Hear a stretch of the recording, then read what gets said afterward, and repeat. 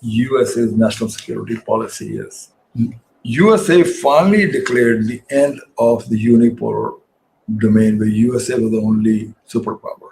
Now they're talking of G2, two superpowers. Peter Hegseth delivered a statement and a speech at the Reagan National Defense Forum held at the Ronald Reagan Presidential Library in Simi Valley, California. Those who've been to California, they know where the Simi Valley Library is for Ronald Reagan. Very, very historic place. The analysis suggests Trump administration has shifted from viewing China solely as a containment target to recognizing it as a peer competitor on par with the US, potentially formalizing a G2 US-China framework. So instead of the G7s and all that stuff, which is going on with the Europeans, now USA is going to focus on a G2, which is with China. It's also a recognition that Europeans are geopolitically becoming irrelevant. It also says that the containment of China, the bulk walk India, is basically a story which is finished. Now, please get around people. In this way, America and China are not going to conflict with each other directly.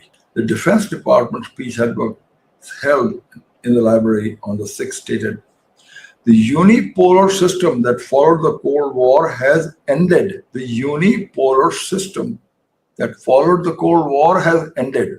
So rest in peace, so era post-World War II, after the fall of the Soviet Union is finished. US now seeks a stable peace, fair trade, and a relationship of mutual respect with China. So now we are at, in the G2, we're going to be friendly, respectful, and trade. And that's what China has been saying all along. Now they also say, we do not seek to dominate China, not constrain its growth. So apparently they're saying their resistance to CPAC is being dropped. So US is not going to directly try and stop the CPAC route. Now they're going to let China will not constrain its growth, which is through the CPAC route through Pakistan. The US now pursues a balance of power, not dominance. And our goal is to ensure China does not get capability to overwhelm US or its allies. What they're saying is they want to give enough help to our allies that without firing a shot, China doesn't conquer them. But I think they may have given up on Taiwan. But let's see how this rolls out. Jonathan Chin, a formerly National Security Council Senior Director for China, assessed the national security staffing, stating that there is much in which China would welcome.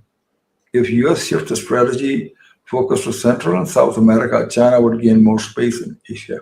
Now that means good for Pakistan also. This trend is reflected in recent remarks of Trump ahead of the China summit in Korea, where he posted on social media, a G2 meeting is coming soon. So G7, gone.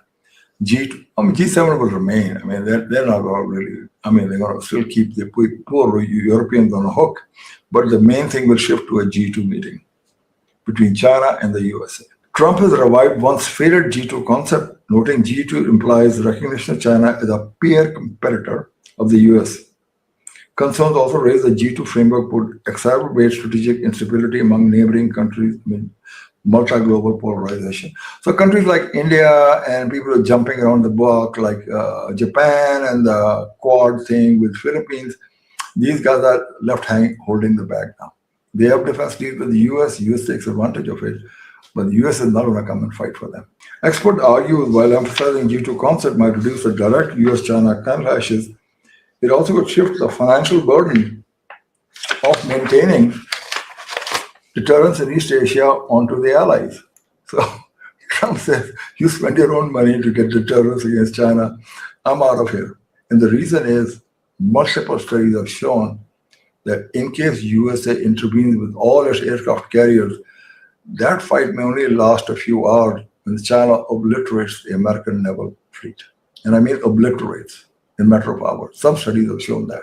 So US may be reading into that, even if they're not totally true, but it's not worth a superpower getting its naval power knocked out of their hand completely. It's better to go back, focus on your backyard, and then come back later. Hexwell also said the same day, allies that fail to fulfill their roles in collective defense must bear the consequences. So if you don't spend enough to deter China, then you face the consequences yourself. Interesting. It signals US security support and policy priorities may vary based upon allies and contributions. The ones who spend money on America, they'll be more supportive. The ones who don't spend money, they won't get much support. So tough. It's tough love, as they call it.